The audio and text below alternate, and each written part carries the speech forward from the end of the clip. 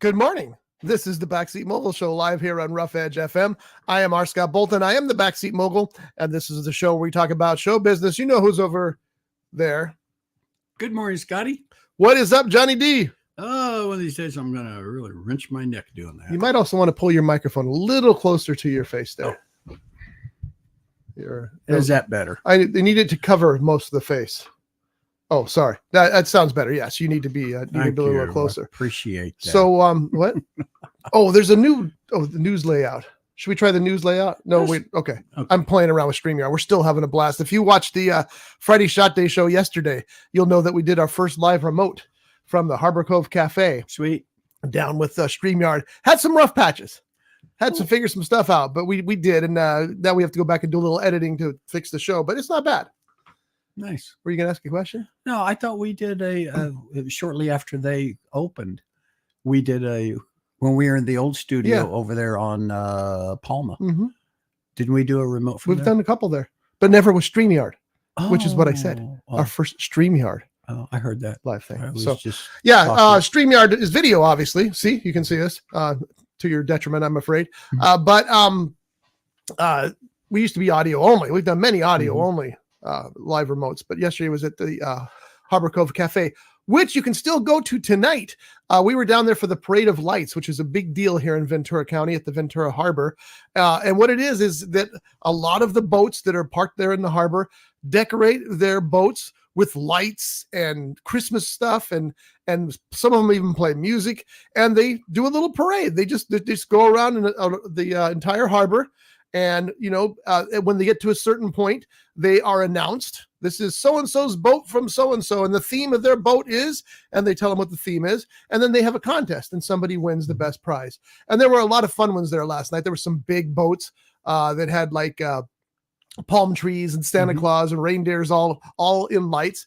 And there were also some really small boats that just had streams of lights on them. They were just out there for the fun of it. And that would be fun to go out there and ride along on a boat for the Parade of Lights.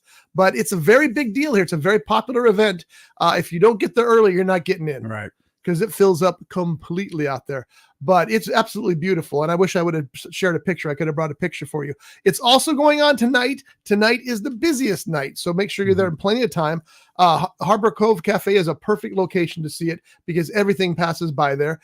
We sat in the on the main patio, so we had a clear view of everything. Took some pictures, enjoyed it, had a couple of good drinks, and hot buttered rum. It was a little chilly, so we had a couple of hot buttered rums out there. Yeah, I was going to ask you, how cold was it? It was kind of chilly, but it wasn't murderous chilly. I had to finally put my sweatshirt on. I have this thick Firestone sweatshirt that I wear when it's cold. Usually I just wear like a lighter one, but I wore the heavy one last night. But I didn't need to put it on till well after dark. Don't get there after dark. You're too late already. You want to get there. Harbor Cove Cafe is open for breakfast, and they close at 2. I guess breakfast and lunch because they stopped serving breakfast at 11.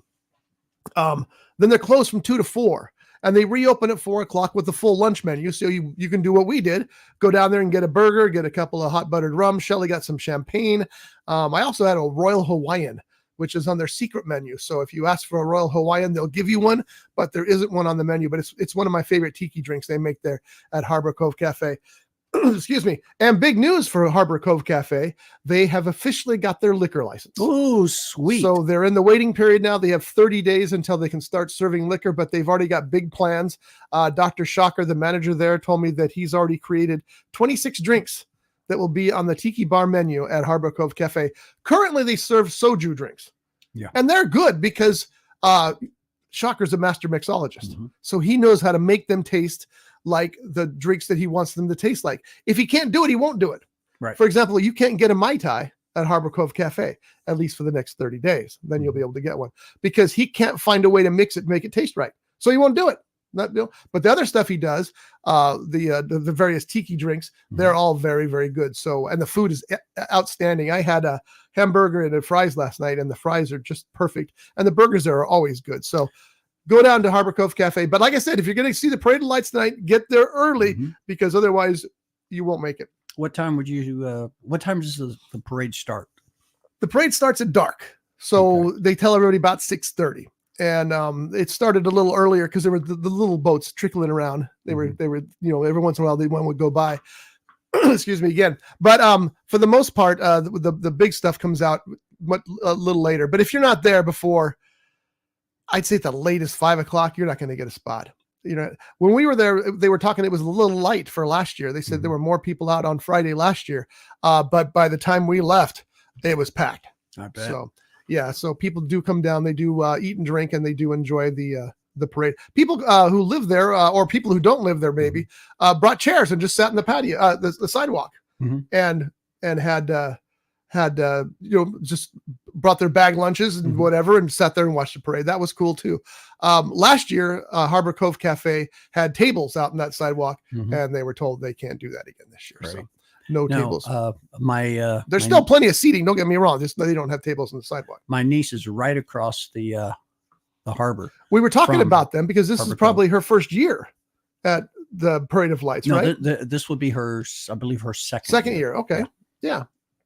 So. Because before the harbor, the Parade of Lights was really only one side of the harbor, but now with all those businesses and homes on the other side, it's actually a two tier thing. So anyway, it's a lot of fun, and if you're looking for something to do, there's nothing better for the Christmas season here in Ventura than going down to the harbor, the Ventura Harbor, and checking out the Parade of Lights. And there's many places to view it from. Shelley was actually with some friends over at Margaritaville, and that's where they were calling out the names and identifying the boats. But I think we had a better view at Harbor Cove Cafe. I suggest that you not drive your vehicle down. I'm not going to drive unless you have bicycles. Ride your bicycle down there.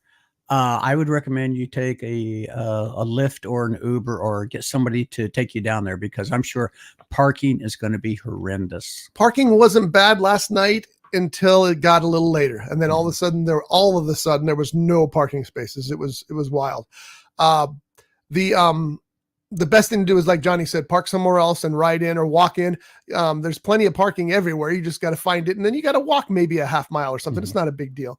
But it does fill up fast. It is a big Ventura event, and it's the first time I've ever been, but I enjoyed it. Thought it was a lot of fun. So, because I know they've been having down in Venice, I believe, was it Venice? They had they either had or are getting ready to have their Parade of Lights.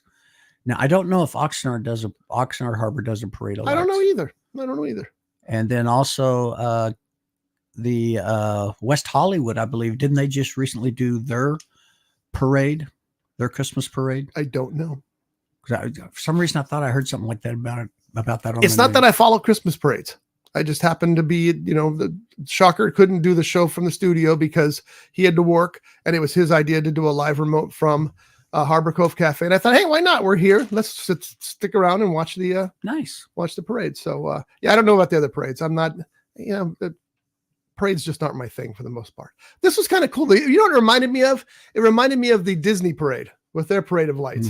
They have that, I can't remember what it's called, but they have that big parade with all the lights and fire and stuff. It kind of reminded me of that on a much smaller scale, but still kind of fun, especially, you're at home. But you're right, because the other thing they told me that if you wait until the parade is over, it can take you an hour to get out of the harbor, because there's so many people leaving all at once that it's tough.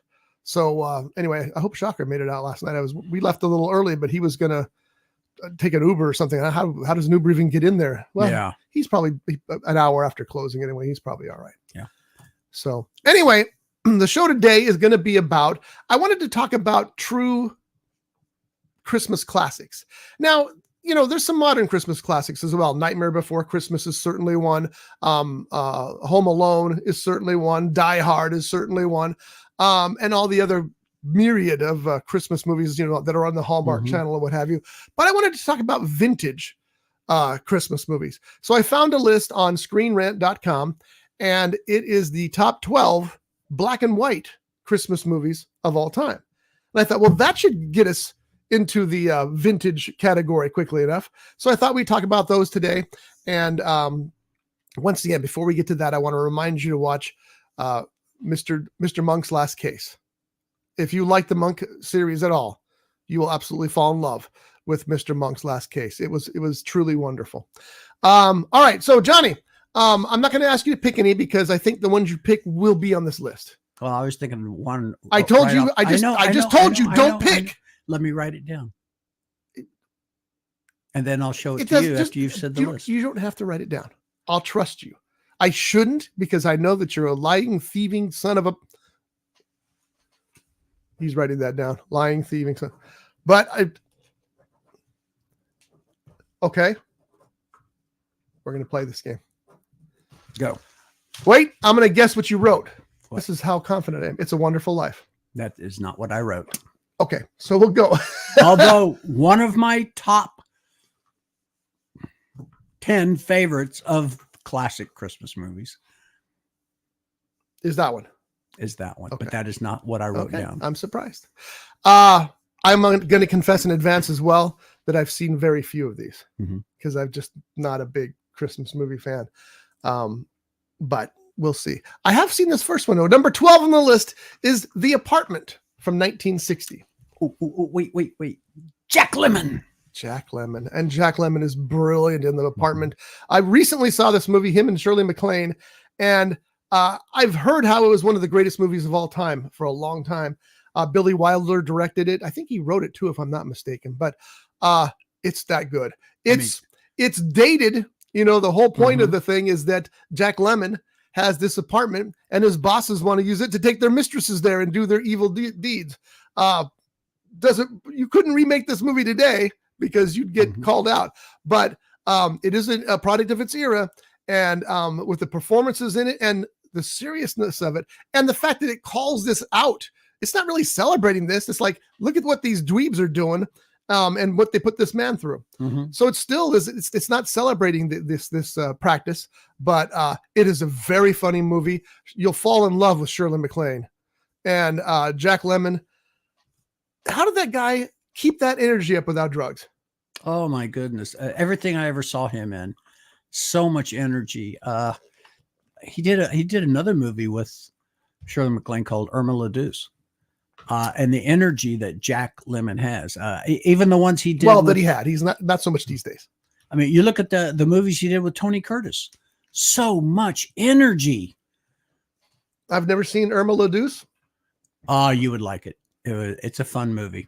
And it's another Billy Wilder movie that he co-wrote, and it's based on the 1956 French something, because I haven't gone that far into it, but interesting. I think you'd enjoy it. I was trying to find the plot. Nestor Patrao, an honest policeman, has been transferred from the Bois de Boulogne to La Haye, a more urban neighborhood in Paris. Yes, my French sucks. Just deal with it. He finds a street full of prostitutes working after the Hotel Casanova and raids the place. The inspector fires Nestor, who is mistakenly framed for bribery. I won't go on anymore, but I wonder where I can watch that at, because I would like to see that. I'm a huge Billy Wilder fan, and I'd like to see that movie. It was originally conceived in 1962 as a vehicle for Marilyn Monroe. Interesting. Learn all kinds of stuff in the show. So that's one that I have seen. Number 12 on the greatest black and white Christmas movies of all time.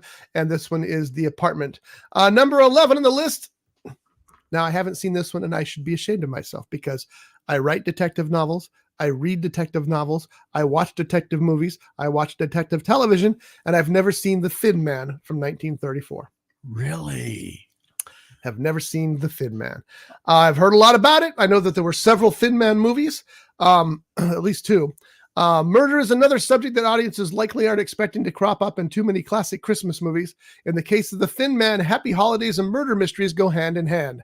William Powell plays Nick Charles, a retired detective who is suddenly called back into the line of duty when a young woman's father mysteriously disappears.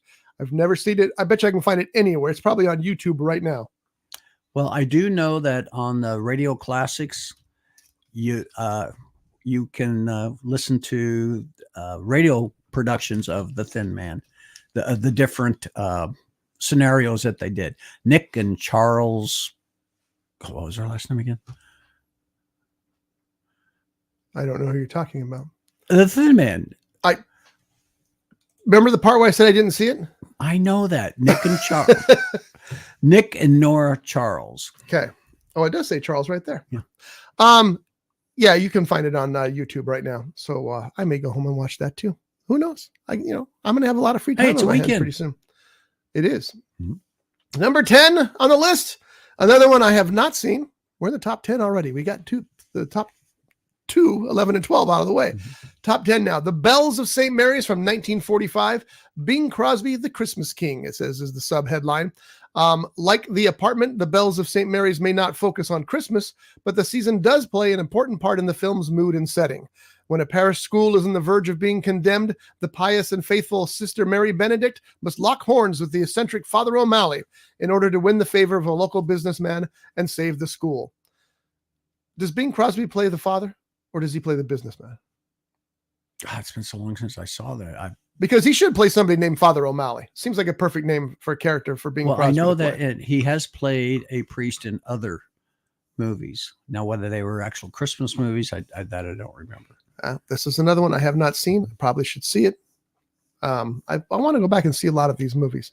Number 9 on the list. Number 9. The Lemon Drop Kid from 1951. Subheading, Bob Hope must pay a mobster back by Christmas. Not many modern audiences might be familiar with the Lemon Drop Kid, were you? Yes. But they are most definitely familiar with the song Silver Bells, which originated in the film. See, I didn't know that. I love this. In this Bob Hope-led comedy, a slick con man makes the mistake of cheating a notorious mob boss and is forced to come up with $10,000 by Christmas, or else he won't make it to New Year's. It's great to see the kind of screwball comedy from the old Hollywood days with a legend like Bob Hope bringing the holiday hijinks. Bob Hope is a legend for a reason. That man would make you laugh. His delivery was perfect. And I always tell the story when I mention Bob Hope. I'm going to tell it again. I know, ad nauseum. But when he was 100 years old, somebody in Congress got slipped a note. And they stood up in the note and they said, "Ladies and gentlemen, I just want to announce that an American hero has passed. Bob Hope has died." And so his assistant got up, walked into Bob's office, opened the door. Bob was sitting there at the desk. And he said, "Bob, Congress is saying you're dead." And Bob looked at him and said, "Well, they're wrong, aren't they?" Typical Bob Hope line. I know there's been a lot of bad things said about Bob Hope, but I don't know how much truth there is in any of those things. And I like to think of him as, some of those Road to Ballet movies. And, oh my goodness, they're just so funny. Oh, yeah. Just so funny. Anyway, number 9 on our list of top 10 black and white Christmas movies, The Lemon Drop Kid. You've seen that? Yes. You probably saw it in the theater, didn't you? No, I probably saw it on TV. I'm going to go to the theater. I know. Yeah. Number 8, yet another movie I have not seen. The Shop Around the Corner from 1940. Subheading, A Christmas Enemies Turn Lovers Romance. Though James Stewart has another black and white Christmas movie he is better known for, The Shop Around the Corner deserves some airtime this holiday season as well. The movie follows 2 employees at a gift shop who can't stand each other, but are unaware the anonymous pen pals they are falling in love with are each other. Okay, that's kind of fun. And it was actually remade as You've Got Mail. I didn't know that. Did you? No. So you're not writing all these titles down, are you, John? No. I was looking at something. Okay, I don't want to spoil it. I know. I found out where you can watch Irma La Douce. Where? Streaming. Tubi, Pluto TV, MGM Plus, YouTube, Sling TV, Amazon Prime, YouTube TV, Philo, Google Play, Vudu. Virtually everywhere. Some of those are not free. Yes, some of them are free, but you got to watch commercials. Right. And some of them I can't watch because the commercials are inserted so. Almost they get middle of a line, they stick a commercial in. It bothers me. But what I do like the movies and have TV you seen shows, this one? That I don't remember. Okay, I'm sorry. Go ahead. What were you saying? Of the movies and TV shows that I do watch that are on Prime Video, when they do break for a commercial, when the commercial's over, it goes right back to where it broke. So you don't miss any of the dialogue. I like that too. I think that they should all take that so you know that you haven't missed anything. And don't edit the swear words or nudity out either. Don't edit the movie. I don't want to see it if you've edited it for television when I'm watching it in streaming. Bothers me. I should be responsible to know what I'm getting into. All right. So number 7 on the list is Holiday Inn from 1942.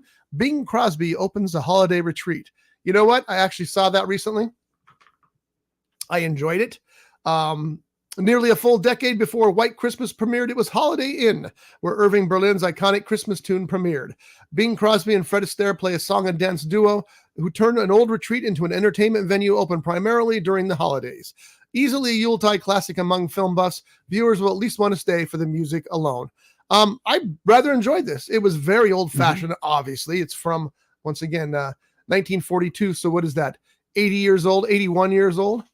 That's mind-blowing. It is 81 years old since Holiday Inn was released. For some reason, I remember it being in color. Oh, I know what I'm thinking about. What was in color? The Holiday Inn slasher movie? No, White Christmas. That was in color. Oh, okay. Well, we won't get to that in this list if it is. No, we won't, because White Christmas was with Bing Crosby and Danny Kaye, and this one is Bing Crosby and Fred Astaire. That's right. All right. So anyway, that's number 7 on our list.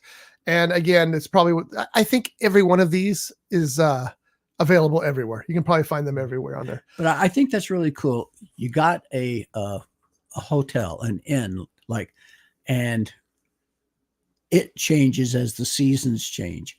It changes whatever holiday shows up. It's how they do this. I'm telling you the synopsis of it. I didn't even realize that. It's a good movie. It is a good movie. I recommend it. It is a good movie. Yeah, it's a classic. It's the true Christmas classic. Number 6 on our list is Christmas in Connecticut from 1945. A columnist and a war hero fall in love at Christmas. A common theme present in many Christmas movies seems to involve secret identities being revealed, and Christmas in Connecticut is no exception. When a columnist masquerading as a housewife on the Connecticut farm must suddenly throw together a charade when she's asked to entertain a returning war hero. As with many of these 40s rom-coms, romance and situational humor are soon to follow. Have not seen this one either. Years ago, it's one of those movies. Yeah, I best be watching this again, because a lot of these movies that you've talked about and that we're going to talk about, I have seen over the years. Yeah. But I need to go back and revisit them. Yeah, I as you can see, my Christmas classic viewing is dismal. So let's see if it gets any better here. So anyway, that is Christmas in Connecticut, number 6. We're moving on to our top 5 black and white Christmas movies of all time, courtesy of ScreenRant.com. Number 5, we got The Bishop's Wife. An angel helps out a bishop during the holidays. This is from 1947, a rare Christmas fantasy movie without Santa involved. The Bishop's Wife stars Cary Grant. It says K. Grant. See that? Yeah. Screen Rant. I found a typo. Cary Grant as a debonair angel who returns to Earth to help a bishop who is caught up in the building of a new cathedral. As Christmas approaches, the bishop begins to grow jealous of the angel's charms being used on his wife. Ooh, nasty angel. Is it worth watching just because David Niven and Cary Grant? Yes. Yes. Oh, very definitely. That's all you need to know right there. Those two guys are in it. It's worth watching. So you seen that one? Not years ago. Yes. Yeah, I'm not going to ask anymore. It's just embarrassing. One thing, there is it's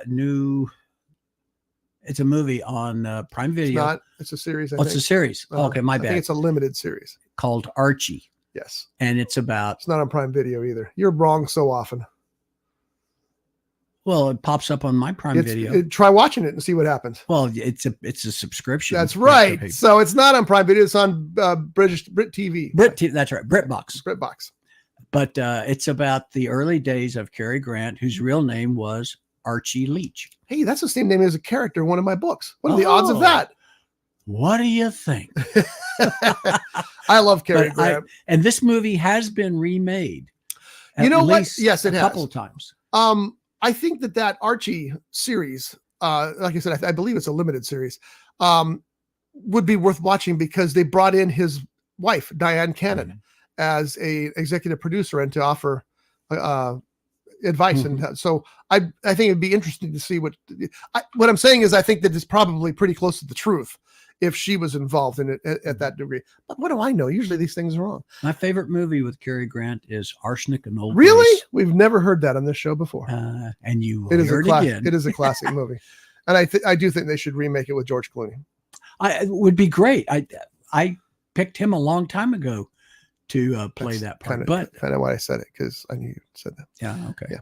But yeah, it's good stuff. Number 4 from 1938, A Christmas Carol. And this is the first feature-length adaptation of Charles Dickens' classic story. I really don't need to go through the synopsis, do I? There are so many Yeah. Christmas Carol tales told and told and told. So many different versions. Mhm. We even wrote one. We never got it produced here. We even wrote one for Rough Edge Studios. We had a Christmas Carol. Well, we need to do that for next year. Well, you know what? Maybe I'll have time next year because I'm going to have more time on my hands. And we should do it like everybody else does when they do a Christmas movie. We should do it during the summer or not, so we're so rushed around the holiday to do it. No. If we're going to do it, we're going to do it live in the studio. Oh, okay, we can do that then. So, thank you. I'm glad that you've given me your permission to run my own studio. Yeah, and we also talked about doing a Halloween type. Yeah. So yeah. See, John likes to throw it out. It's like everybody else. They like to throw this. Oh, we should do this. Like it's easy. Like it just happens. They walk in and say, "Good day, sir." They walk out. Their job's done. I'm in the studio hours, sweat pouring off my head, cutting, editing, pasting, creating. They don't get it. It's just magic. It's not magic, John. It takes work. It's not magic. I see. I'm sorry to bring that to you. Broke my heart. Reginald Owen stars as Scrooge in that version. I mean, who else has starred? George C. Scott. Oh, George C. Patrick Scott. Stewart. Bill Murray. Well, kind of. Well, his was called Scrooge. Yeah, and it was.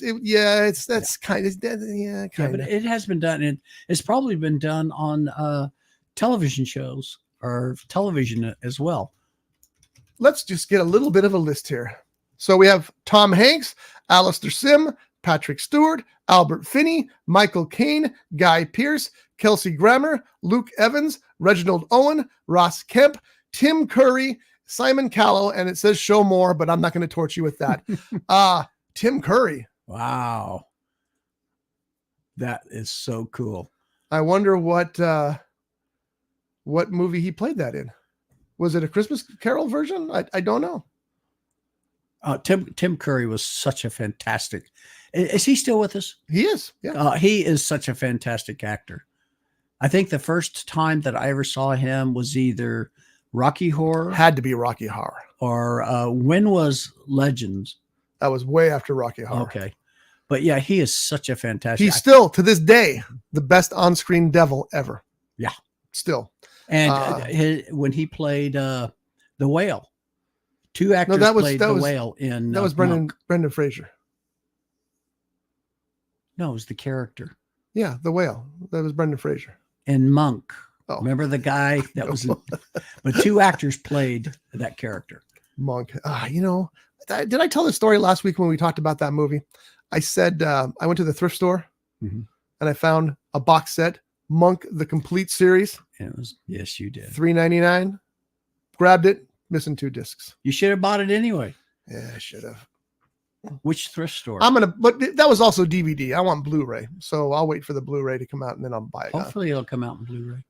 It will. I mean, are you kidding? This movie is a smash hit. I understand, but I've been hearing more and more about how DVD is going away. That's true, but it ain't just. Well, DVD is fading fast, but Blu-ray is fading slower. And as people like Guillermo del Toro and others are saying, folks, this actually has happened recently too. If you want to watch your movies, look what's happening on streaming. Yeah. They're dumping hundreds of movies you'll never see until they decide you can see them. But if you own a copy of that movie, you can watch it whenever you want to.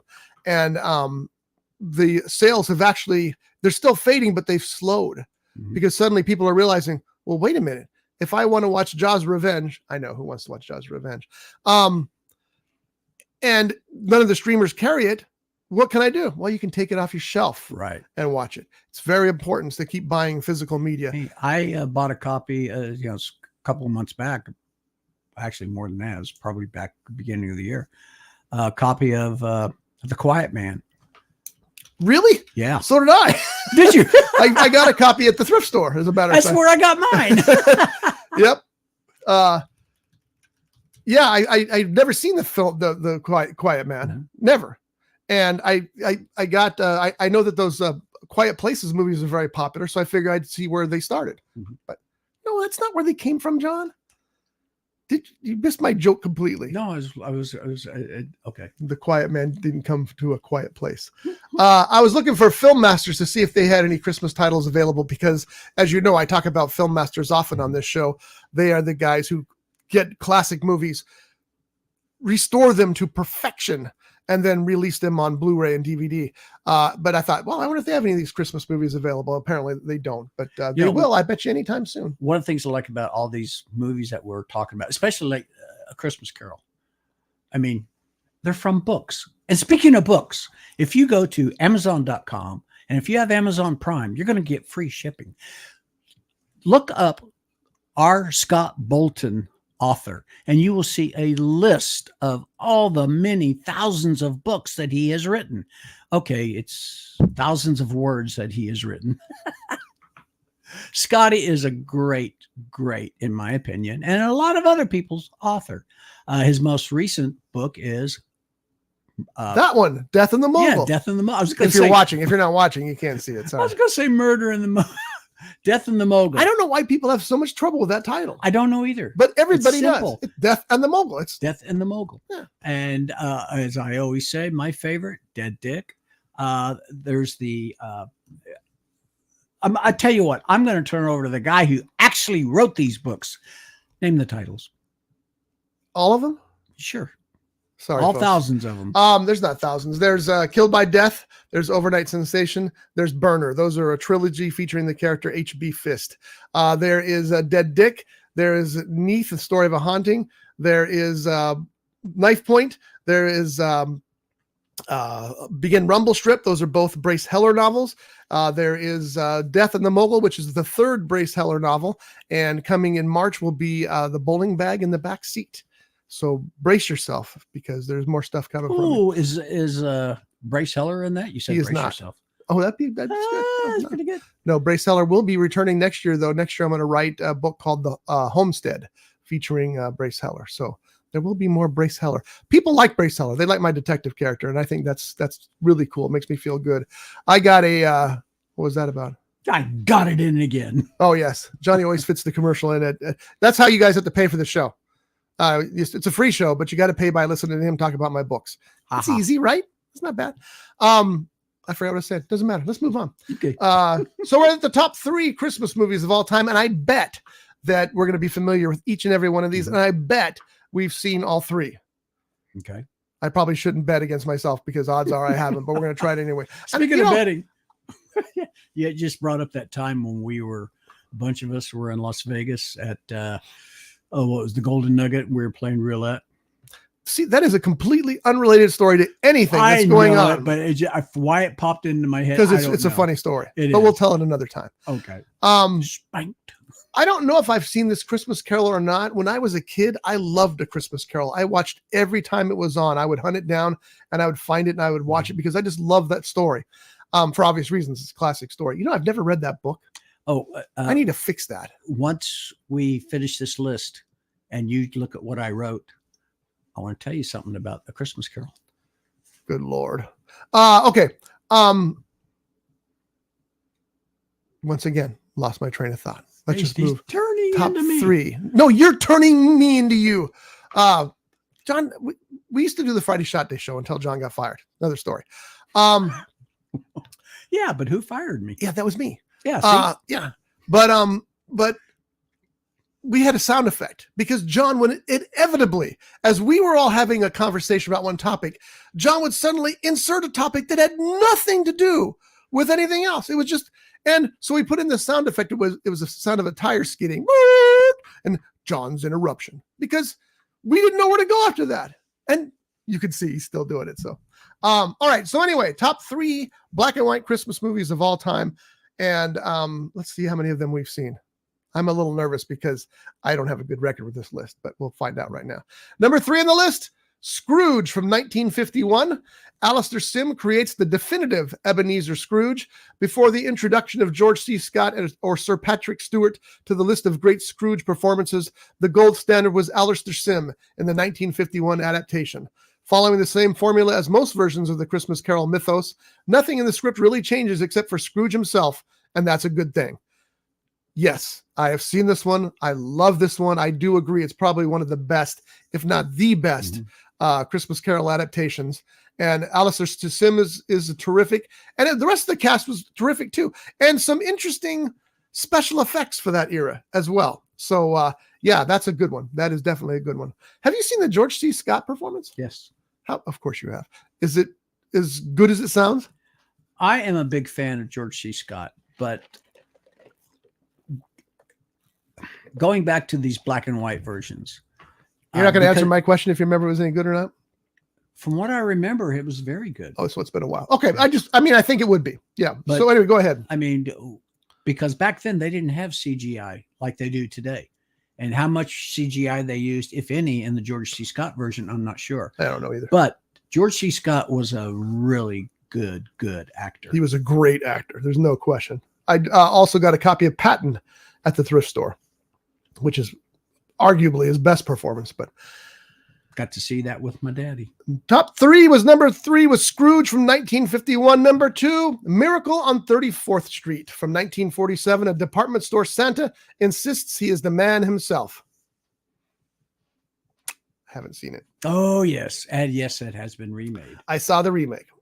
Remake not on this list, mainly because it's color, probably, I'd guess. And this is the black and white list. But what I liked about it, that little girl, a very, very young Natalie Wood. You wouldn't recognize her there. No. There may be more powerful versions of Santa Claus in the movies, but perhaps none as beloved as the one presented in Miracle on 34th Street. And it's a timeless classic that many viewers continue to ritually watch each year. I really need to sit down and watch the original. I never have seen the original. Everybody talks about it. It's the number 2 black and white Christmas movie on this list. I really need to check it out, so I will. I'm going to guess that what the number 1 movie is here, and I have not gone all the way to the top, but it hasn't appeared anywhere, and it has to, doesn't it? I would think so. It's a Wonderful Life. Gotta be. It's gotta be. Gotta be. Oh, Jaws' Revenge. No, it is. It's a Wonderful Life from 1946. Everybody's seen this movie. There are so many tales of people trying to get the copyright for this movie. Year after year, everybody played it. Then one year, somebody earned a copyright on it. Then they got their copyright taken away. It's brutal what this movie's gone through trying to make people trying to make money with it, because it's got to be the most watched movie during the holidays. Oh yeah, it's got to be. Didn't Ted Turner colorize it? I think. Well, he was colorizing everything. Yeah. And here's the thing, folks. I know a lot of people hate the thought of colorization, but it got really good. There's a colorized version of Night of the Living Dead out there that's really done well. But Night of the Living Dead should be seen in black and white. It's all about the dull horror of everything, And this Christmas movie probably should be seen in black and white because it's a classic. But don't hate the colorization. If this is the only way that your children will watch this movie, give them the colorized version. There's nothing wrong with that. Anyway, no surprise that is number 1 on the list. Those are the top 12 Christmas movies, black and white Christmas movies of all time. Let's go back to the list. Number 1 was It's a Wonderful Life from 1946. Number 2 was Miracle on 34th Street from 1947. Number 3 was Scrooge from 1951. Number 4 was A Christmas Carol from 1938. Number 5 was The Bishop's Wife from 1947. Number 6 was Christmas in Connecticut from 1945. Number 7 was Holiday Inn from 1942. Number 8 was The Shop Around the Corner from 1940. Number 9 was The Lemon Drop Kid from 1951. Kind of the one I want to see the most on this list. And number 10 was The Bells of St. Mary from 1945. There was 2 more, right? Number 11 was The Thin Man from 1934. And number 12 that we started with was The Apartment from 1960, featuring an amazing performance by both Jack Lemmon and Shirley MacLaine. Now, go back to number 10. Number 10 on the list must be the one, John. Did you put Bells of St. Mary? Read what I wrote. Jaws the Revenge. I don't understand. You did. He wrote Bells of St. Mary. That's right. Okay. So tell us why you wrote that. What made you think of that movie of all the movies on this list? I don't know. I just remember seeing it when I was a little kid yes, it was on TV because I wasn't born yet. And I don't know. Maybe you were almost born. Yeah. Well, they found me in the ditch. Getting back to A Christmas Carol, Henry Winkler also played Scrooge. Oh, interesting. For TV, 1979 production. Did he wear a leather jacket? Oh, yeah. Oh, and nice. He jumped the reindeer. Yeah, there you go. What do you want for Christmas? It was called. Hey!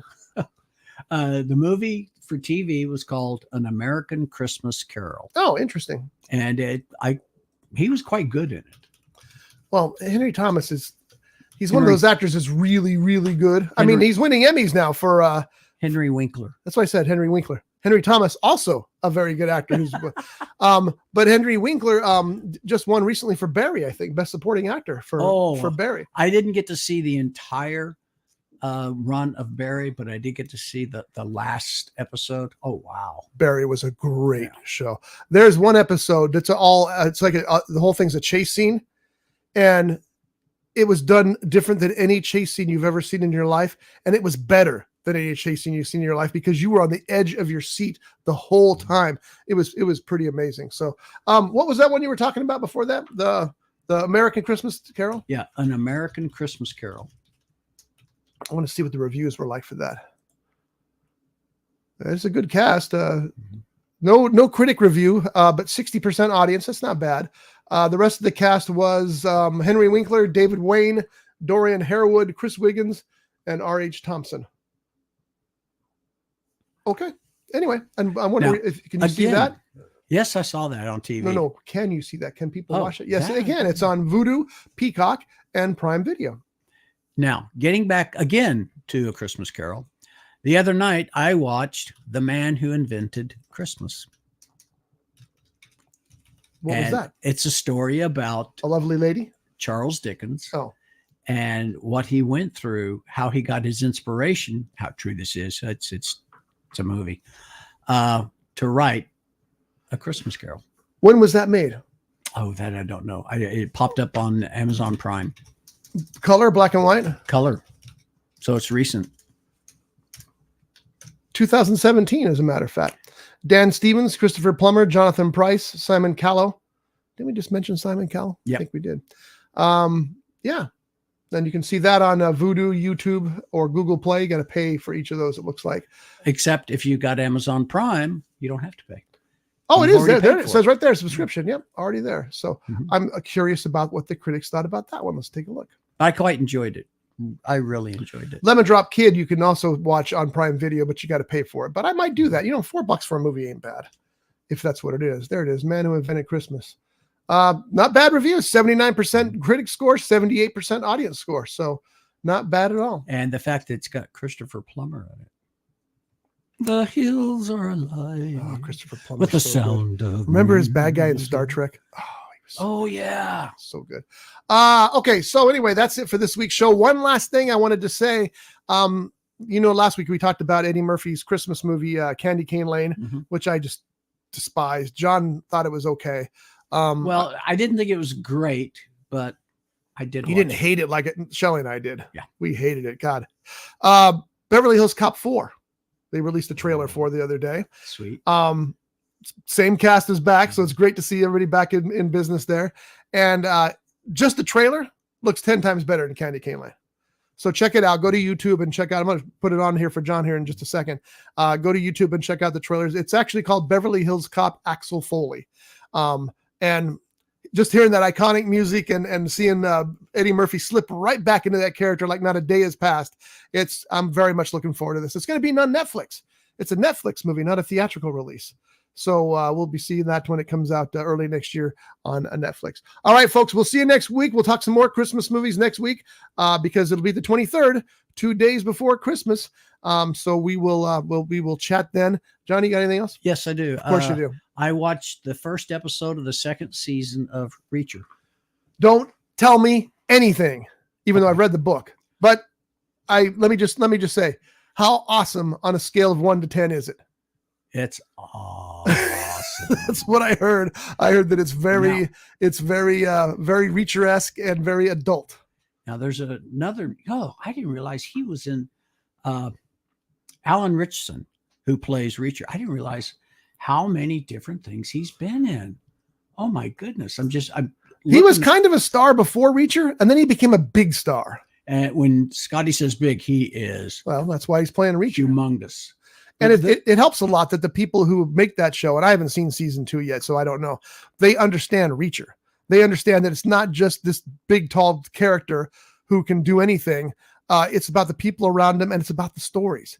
because the Reacher novels are some of the most complex and intense books that I've ever read. He's my favorite author right now. Lee Child is, and now his brother's taken over. So now the books are Lee Child and Andrew Reacher, Andrew Child. My wife has read the books that they've written together. She says they're just like the other ones. So we're not going to lose any Reacher anytime soon. There is a movie that he has done, recent movie, and I'm trying to find the title of it. I've been seeing trailers for it. Yeah, I saw that too. Where he plays a father trying to get his daughter to some type of a medical thing, and it's what he goes through, what they go through for him to do that. I forgot he was in Hunger Games. See, that kind of stuff always surprises me. Here we go. It's not those. It must be upcoming. Let's look at upcoming. Bad Seeds of Loving Spring. No. Motor City. No. Spring Break 83. No. The Ministry of Ungentlemanly Warfare. No. I bet it's Ordinary Angels. That's what I'm thinking. But I don't know. Anyway, the other good news about Reacher is that the day before, or maybe the week before season 2 began, Alan Richman, it's not his name, Alan Richson, did a Twitter feed and said, hey, guess what? I'm on the set of Reacher season 3. So season 3 has already been greenlit and approved. Sweet. And we got a third season of Reacher coming. They can do it as long as he can do it. Right. You know, I mean, and then they'll have to get somebody else. Mm-hmm. They do with Bond, but I don't think they'll find anybody better than Alan Richson. He just embodies the Reacher that is in the books. I would really like to see them do another Reacher movie with him. Hey, I'd like maybe it'll come to that, you know. Tom Cruise did a good job. Tom Cruise got so much crap, just like he did for Interview with a Vampire, when because he wanted to be Jack Reacher. He fought, he used his movie muscle, and he got the role of Jack Reacher. And we all went, Tom Cruise is not Jack Reacher. He's not big. He's not scary. But then Tom Cruise did 2 movies, and he did a good job. He wasn't the size and stature of Reacher, but he captured the essence of Reacher perfectly. So, you know, I'm sorry that he's not doing it anymore. But I'll take Richson anyway. I mean, he's not a better actor than Tom Cruise, but he's better Reacher. There's no question about that. But that movie we were talking about is called Ordinary Angels. It is. Okay. So Ordinary Angels, Alan Richardson. It's got a good Alan cast. Richardson. I don't know why his name's so hard for me to say, is getting a lot of work, and deservedly so. I just don't want them to steal him away to the Marvel movies or the DC movies. Yeah. That we don't need him playing a superhero. Let him be the superhero he is, Jack Reacher. Seriously. But Hilary Swank is in this movie. So, it apparently has a good cast. Yeah, sounds good to me. All right, folks, we're going to call it for this week. Thank you for listening, as always, to the Backseat Mogul Show. We're going to close with, as usual, with our tribute to our friends at the Grape. They're having a New Year's Eve party at the Grape. I don't know what it costs to get in, but that would be a great place to celebrate New Year's Eve. So if you're interested, check them out. I believe it's thegrape.club is their website address, and we will see you next week. Have a good one. Well, that's what I wanted to ask you. We are doing a show next week. Remember when I said next week we're going to talk about more Christmas movies? That might have been a clue. Oh, that was my other me. Must have been. All right, folks, we'll see you next week. Merry whatever you're doing today. Say that next week. Merry whatever you're going to do today. Nice catch. All right, folks, see you. Bye. Brought to you by The Grape, Ventura County's premier jazz venue and cocktail lounge, located at 2733 East Main Street in Ventura. For menu and music schedule, visit them online at thegrape.club. This has been a Rough Edge Studios production.